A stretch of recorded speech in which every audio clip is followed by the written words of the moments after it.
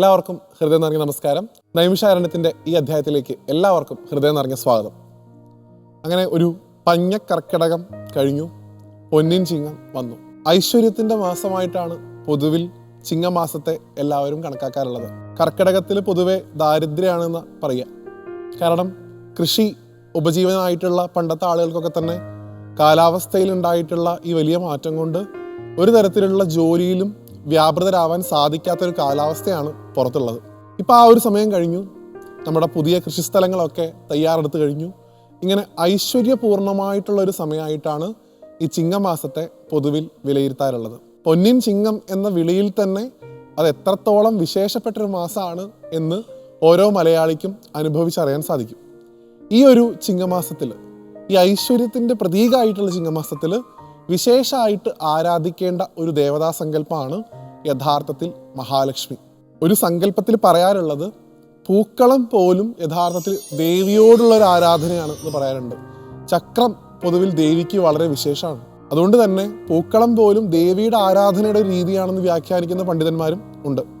എന്തു തന്നെയായാലും ഈ ഐശ്വര്യത്തിൻ്റെയും സമൃദ്ധിയുടെയും മാസത്തിൽ മഹാലക്ഷ്മിയുടെ അവതാര കഥയാണ് ഇന്നത്തെ നൈമിഷാരണ്യത്തിൽ നമ്മൾ ചർച്ച ചെയ്യുന്നത്. ഈ കഥയ്ക്ക് പാലാഴി മഥനവുമായിട്ട് അഭേദ്യമായിട്ടുള്ള ബന്ധമാണുള്ളത്.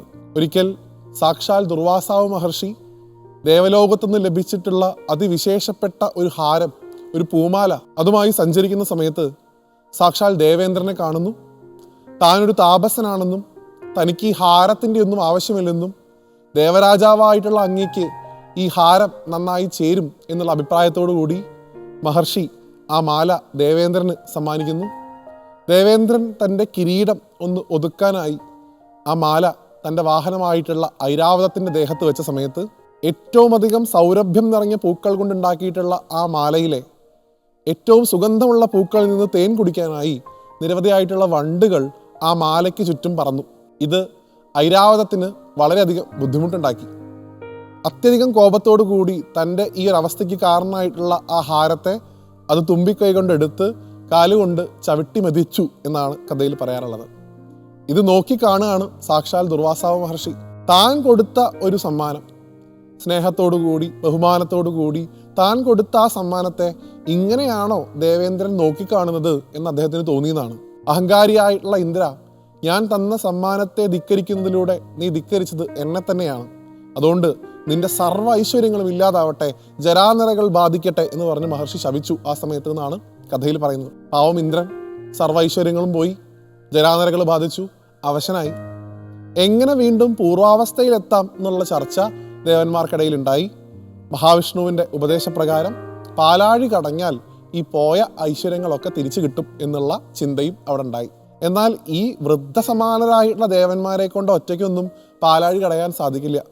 അതിന് അസുരന്മാരുടെ കൂടി സഹായം വേണം എന്ന് അദ്ദേഹം ഉപദേശിക്കുകയും ചെയ്തു. അങ്ങനെ ബലിചക്രവർത്തിയുടെ കൂടി അനുവാദത്തോടു കൂടി ഒരു ഭാഗത്ത് അസുരന്മാരും ഒരു ഭാഗത്ത് ദേവന്മാരും ചേർന്ന് പാലാഴി കടയാനായി തുടങ്ങി. അതിനുവേണ്ടി കടകോലായിട്ട് ഉപയോഗിക്കുന്നത് എന്താണ്? സാക്ഷാൽ മന്ധരപർവ്വതത്തെയാണ് കടകോലായി ഉപയോഗിച്ചത്. എന്താണ് കയറായിട്ട് ഉപയോഗിച്ചത്? സാക്ഷാൽ സർപ്പശ്രേഷ്ഠനായിട്ടുള്ള വാസുകിയെയാണ് കയറായിട്ട് ഉപയോഗിച്ചത്. അങ്ങനെ ഒരു ഭാഗത്ത് ദേവന്മാരും ഒരു ഭാഗത്ത് അസുരന്മാരും ചേർന്ന് ആ മന്ധരപർവ്വതത്തെ കടകോലാക്കിക്കൊണ്ട് പാലാഴി കടയുന്ന രംഗമാണ് പാലാഴി മഥനം കഥയുടെ ഇതിവൃത്തം. ആദ്യം തന്നെ ആ ഒരു പാലാഴി മഥനത്തിൻ്റെ ഫലമായി പുറത്തു വരുന്നത് ഏറ്റവും വിശേഷപ്പെട്ട വസ്തുക്കളൊന്നും തന്നെയായിരുന്നില്ല.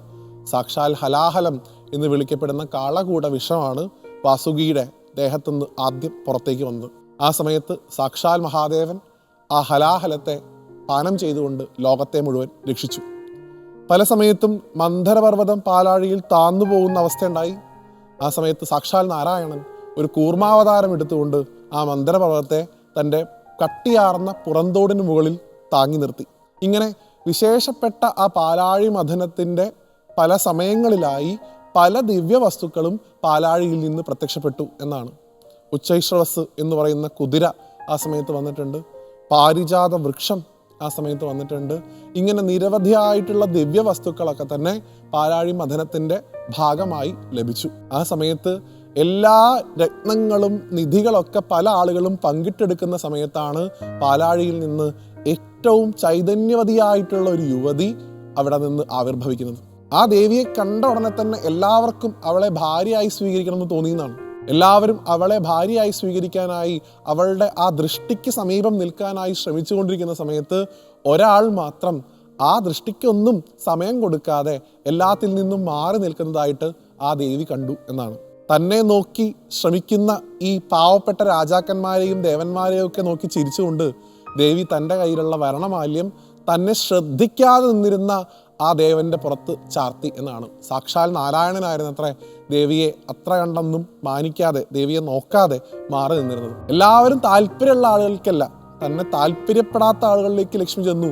അത് സാക്ഷാൽ നാരായണനിലേക്ക് ചെന്നു എന്നുമാണ് സങ്കല്പം. പ്രകൃതിയായിരിക്കുന്ന ലക്ഷ്മി മാതാവും പുരുഷനായിരിക്കുന്ന നാരായണനും ഒന്നിച്ചു ആ സമയത്ത് എന്നുമാണ് സങ്കല്പം.